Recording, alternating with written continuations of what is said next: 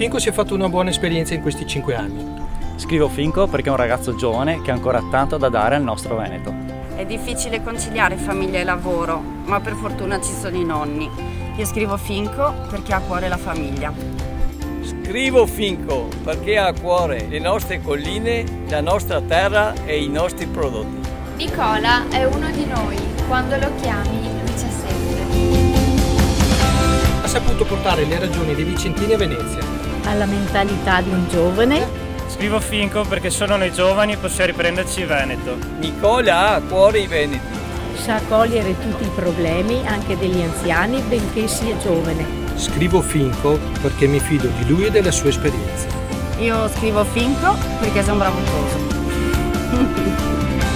Il 31 maggio vota la lista Zaia. Scrivi Finco.